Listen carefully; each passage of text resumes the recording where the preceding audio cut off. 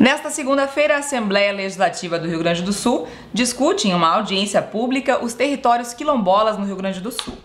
Para falar sobre esse tema aqui na TV Sul 21, nós convidamos o senador Paulo Paim. Olá, seja bem-vindo.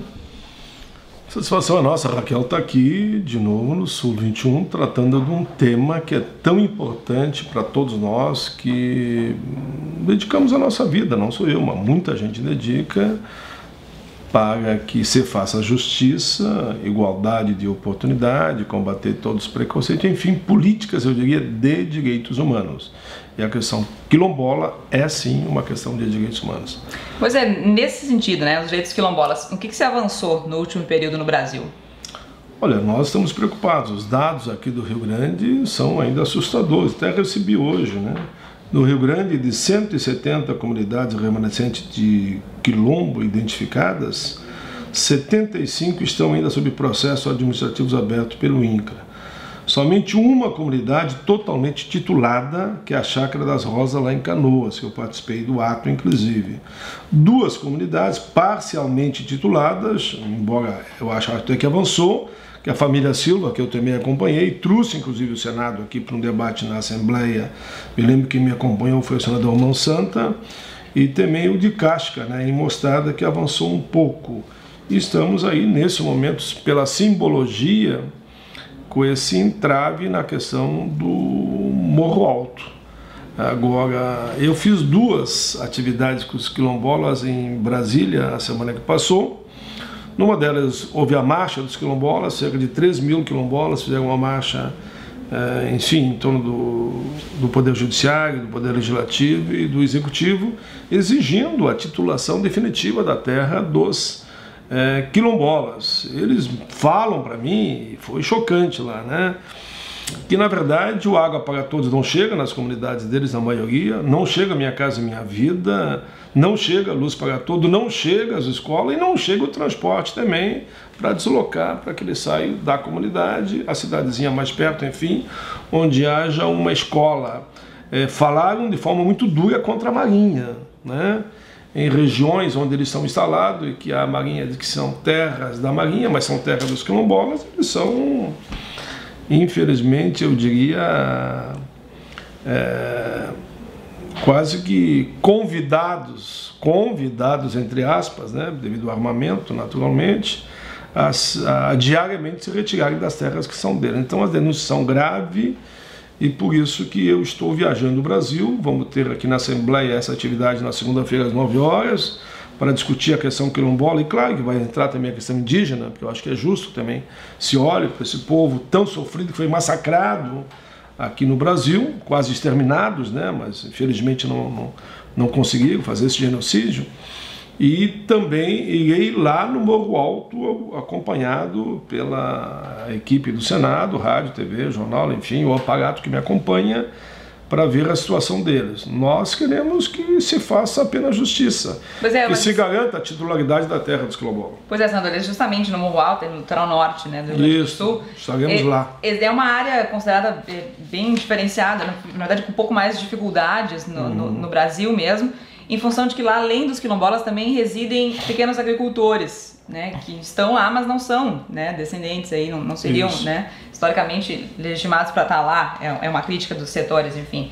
E isso é que dá complexidade para o caso, né? E como se resolve isso? Não era melhor garantir, né, a demarcação, enfim, a notificar lá a área como de direito dos quilombolas para depois ver como é que ficaria a questão dos pequenos agricultores, para não dar margem, né, para setores, enfim, daqui a pouco se apropriar dessa discussão? A audiência lá em Morro Alto vai ser no ginásio Maracanã, né, distrito Morro Alto Maquiné, no dia 16 de novembro, quarta-feira às 10 horas. E aqui na Assembleia, só para resgatar, vai ser na segunda-feira, das 9 às 13.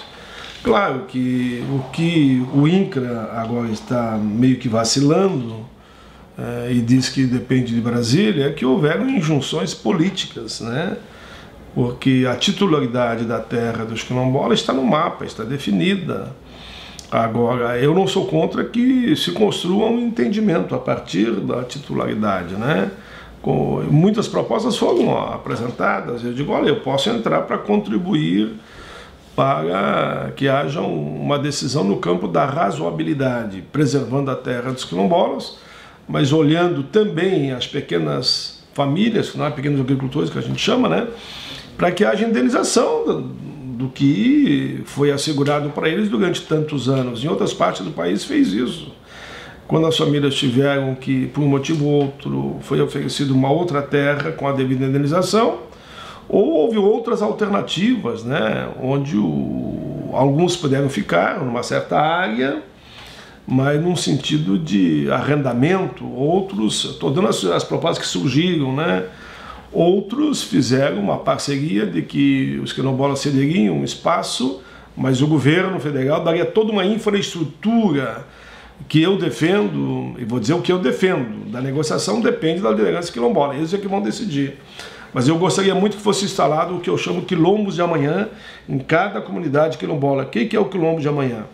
Você instalaria tipo de um centro olímpico, como aquele que são instalados nas favelas mais pobres desse país, onde os quilombolas teriam espaço de lazer, de aprendizado com escolas técnicas, também para a formação de primeiro e segundo grau e, naturalmente, se fosse possível, até avançarmos mais, mas seriam estruturas, inclusive com espaço, com piscina, com a devida estrutura de um centro olímpico. Isso não é caro, fazendo por módulos e bem articulado, daria para fazer.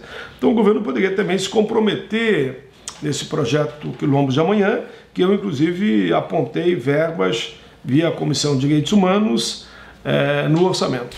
Mas, senador, uma questão para a gente encerrar. O senhor, enfim, é atuante, né, nessa área, faz as suas contribuições, acompanha, está atento, cobra o executivo, mas no executivo, como a gente garante a execução do que já é lei, né? O presidente Lula deixou aí um decreto importante que está sendo questionado no Supremo Tribunal Federal, mas é lei. Enquanto o Supremo não disser nada em contrário, prevalece o decreto. E quando eu aprovei o Estatuto de Igualdade Racial, eu também fiz referência ali ao decreto e, consequentemente, fortaleci a lei para garantir a terra dos quilombolas. Pois é, o senhor chegou a mencionar que nessa questão do Morro Alto poderia haver uma espécie de desatenção ali do INCRA. Houve injunções políticas em Brasília que acabaram travando o processo que já estava bem encaminhado, já estava, digamos, na reta final para garantir a titularidade. E a gente lamenta isso, porque se é um fato e é de direito, deve ser assegurado. Bom, se existem outros que deveriam ser indenizados, vamos trabalhar para isso. Mas não pode negar a titularidade da terra dos quilombolas. Tá certo. Senador, muito obrigado por ter aceitado vir conversar aqui na TV Sul-21. Eu que agradeço, Raquel. Até a próxima. Então tá, a TV Sul-21 volta na próxima semana. Até lá.